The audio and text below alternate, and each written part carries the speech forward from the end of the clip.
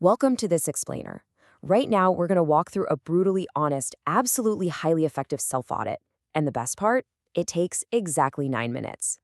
Look, if you're a senior leader, you're actively looking for your next big role, and you're just feeling completely stuck, well, this 9-minute breakdown is going to completely shift why you think you aren't landing interviews. We're going to look really closely at how a top-tier recruiter, someone filling those massive roles at the one core level, actually operates behind the scenes. By the time we wrap this up, you'll have a clear, actionable diagnostic tool that you can and absolutely should use on yourself tonight. Section 1. Rejected versus retrieved.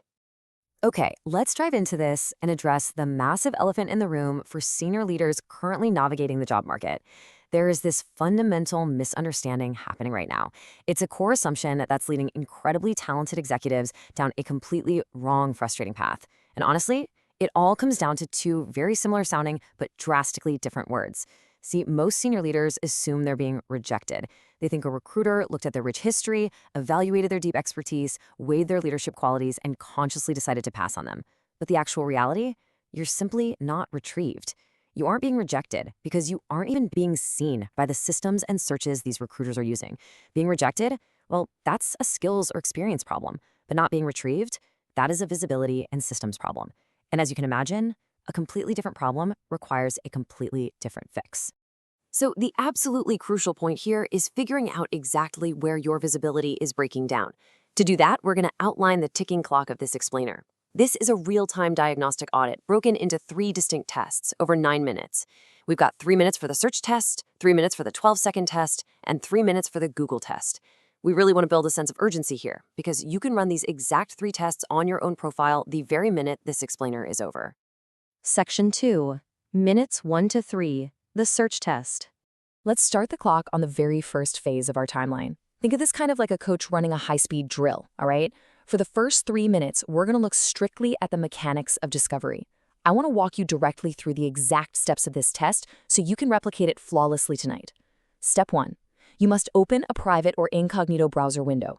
This is totally critical because it strips away all your personal search history and algorithm biases. We want to see exactly what a blank slate recruiter sees. Step 2. Type in your exact desired title. So, for example, VP Customer Experience, plus your specific city. Step 3. Hit search and scroll through the first 5 pages of those results. So are you anywhere? If you just scrolled through those first 5 pages of search results and you didn't see your own name, you need to hear this loud and clear. You are not losing to other candidates. You just aren't in the data set. The recruiter's net was cast, and you are swimming in a completely different ocean. It's like trying to win a game that you aren't even registered to play. Section 3, minutes 3 to 6, the 12-second test. Let's move to and see how this builds. Say you actually did pass the first test and you showed up in the search. Awesome. This next test requires a little bit of setup, but it is incredibly revealing. I want you to take a screenshot of your professional profile, but only the part that appears above the fold, meaning just that very top section before anyone has to scroll down. Got it? Okay, now take that image and show it to someone who works completely outside of your industry. Show it to them for exactly 12 seconds, and then take it away. Right after you take that screenshot away, you're going to ask that outsider 2 mandatory questions. What does this person do, and who do they do it for? Now, the reason we use someone outside of your industry is that recruiters are very often generalists. They aren't necessarily deep in the weeds experts in your specific vertical. If an outsider can't immediately grasp your value proposition and your target audience from a brief 12-second glance, your profile is completely failing its primary job. And this brilliantly illustrates why that 12-second rule is so absolute. 200. That's the number of profiles a busy executive recruiter might be scanning through before they even break for lunch. It is a ruthless, incredibly high-speed industry. They literally do not have the time to read between the lines, decode your specialized industry jargon, or guess what your cryptic headline actually means. If your friend couldn't answer those 2 basic questions in 12 seconds, there is 0 chance a time-poor recruiter scanning 200 profiles is going to figure it out. They'll just move right on to the next candidate who makes it obvious. Section 4. Minutes 6 to 9.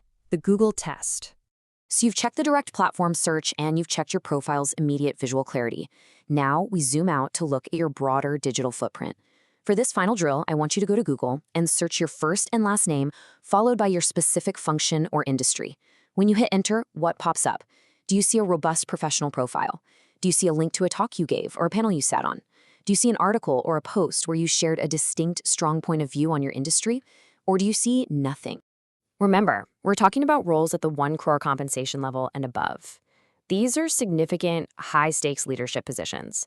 And at this level, you really need to understand that someone always searches for you on Google before they ever pick up the phone to call you.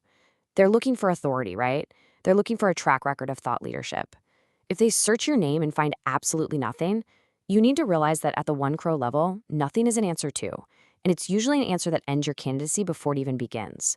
Silence speaks volumes. Section 5. The uncomfortable truth. So we've walked through the 3 tests, 9 minutes total. It costs you absolutely nothing to run this audit, but this brings us to a highly direct, very real conversation about what happens after the audit. The stark reality, based on the source material, is that when this test is run with senior leaders, most of them fail all 3 phases. They aren't found in a basic search, their profile is confusing, and their broader digital footprint, basically non-existent. Yet these exact same leaders have spent the entire last year sitting around telling themselves and everyone else that they can't land a job because it's a tight market. They're pointing the finger at macroeconomic conditions rather than taking just 9 minutes to discover the actual, solvable issues sitting right in front of them. You really need to let this completely shift the accountability back to where it belongs. The market isn't tight. Your footprint is.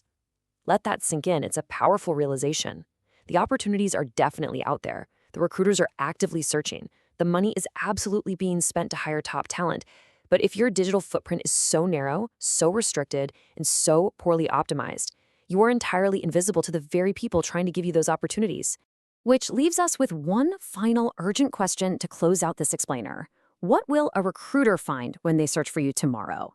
Seriously, don't let another week go by blaming the market. Take 9 minutes tonight. Run the search test, run the 12-second test, run the Google test. Find out exactly where you are invisible and fix your footprint.